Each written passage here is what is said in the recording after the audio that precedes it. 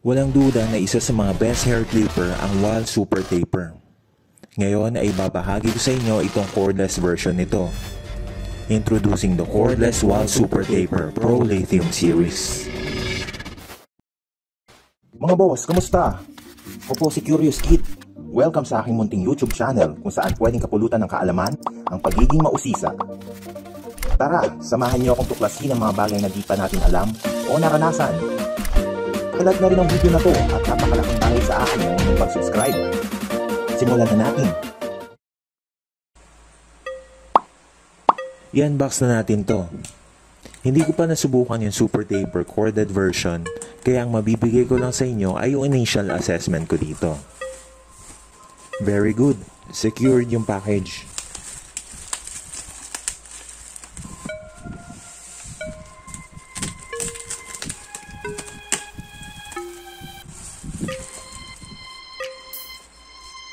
May barcodes dito sa harap at meron din sa likod ng plastic. Eto na yung hair clipper. Basically, super taper ito na walang cord. Mas may freedom ka sa movement at di magiging hadlang ang cable. Dito sa harap ng box, naka-indicate yung mga main features nito. Lithium-ion technology. Battery will charge faster and last longer. Ang claims nito ay 90 minutes charging time at 250 minutes naman ang runtime. Made in USA. It can be used with cord or cordless. Napaka-flexible nito kaya pwedeng gamitin kahit saan. Adjustable blade.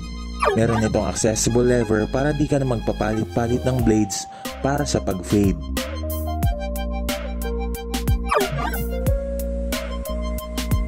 Yan pa yung labels nito sa baba. Sa upper right yung branding nitong Wahl Professional. Then, kasama ito sa Pro Lithium Series. Sa gilid ng box, nakalist yung contents nito sa 8 languages. Sa kabilang side yung brief history ng Wahl at sa baba nito yung mark of authenticity. Sa likod naman ng box yung detailed specifications nitong clipper na nakatranslate din sa 8 languages. Buksan na natin.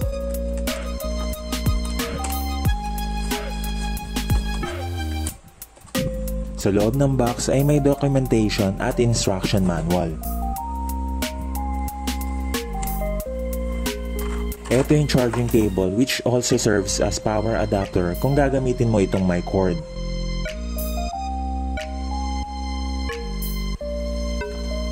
Tapos meron ding brush at oil set. Then blade guards from number 1 to 4.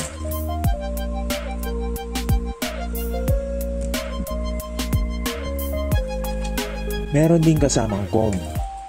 At ito na ang main event. Mag-focus na tayo dito sa clipper. I-check na natin yung iba pang detalye. Yung build niya ay sturdy.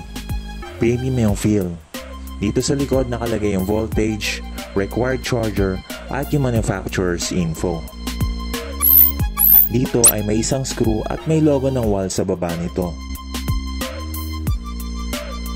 May branding ng model. Cordless Super Taper. Merong red cover yung blade. Remove muna natin. Kung magpapalit kayo ng blade, pwedeng tanggalin yung 2 screw na to. Etong rust-proof chrome-plated blade ay may naka-engrave na Wahl USA.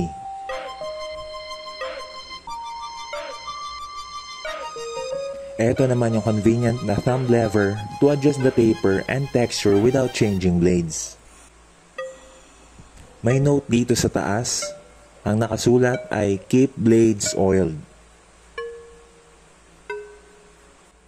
Sa bottom part sa harap yung LED indicator. Sa ilalim naman yung charging port at may circular hanger dito.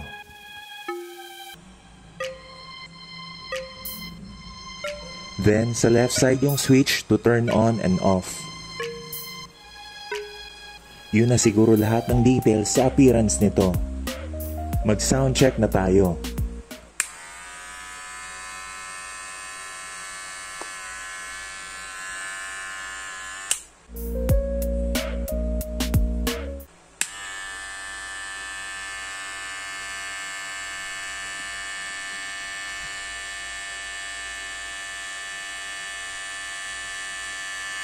Sa tingin ko, mas powerful yung motor nito kaysa sa previous ko nagamit na hair clipper.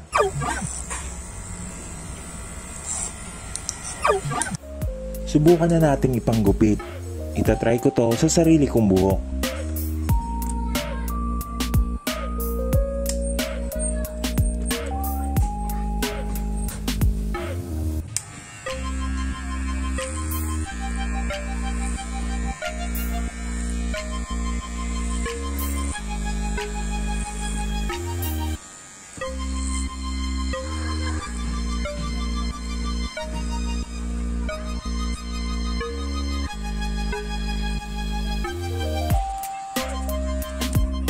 Ayos, matalim yung blade. Suwabe lang siya mag-cut kahit makapal yung buhok ko.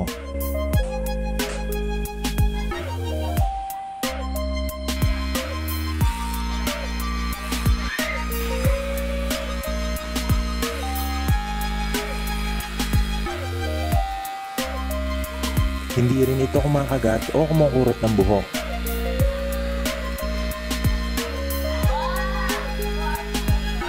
Okay na okay din sa akin yung weight nito. Handy at hindi nakakangalay.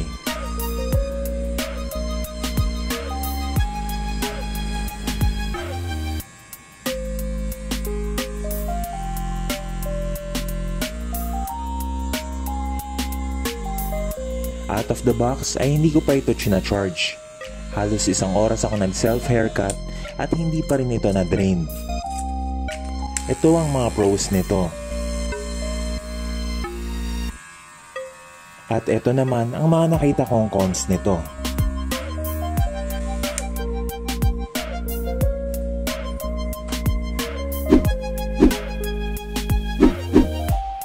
Sulit nga ba ang cordless wall super taper?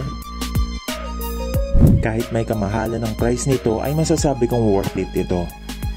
Kaysa bumili ng mura at mabilis masira ay dito ka na sa quality at convenient gamitin. Hindi man ako professional, ang pinaka nagustuhan ko talaga dito ay madaling i-maneuver sa iba't ibang angles lalo na't I'm doing my own haircut. Overall, this is a very decent hair clipper to buy considering its solid cutting performance. So magkano nga ba ang ating Lazada Budol ngayon? Ito ang price nito.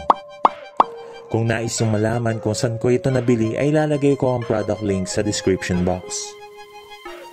Sana ito ay nakatulong bago kayo bumili ng hair clipper na bagay sa inyo. Kung nagustuhan nyo ang ating video, I hope that you click the like and subscribe button. It will help me to do more videos just like this. Maraming salamat. Saludos! At dyan nagtatapos ang ating pagtuklas. Ito muli si Curious Kid, ang nagpapaalala na lahat ay kayang-kayang gawin sa pagiging malikhain at kung ikaw ay sisipagin. Hanggang sa susunod na pag-uusisa mga bata. Adios!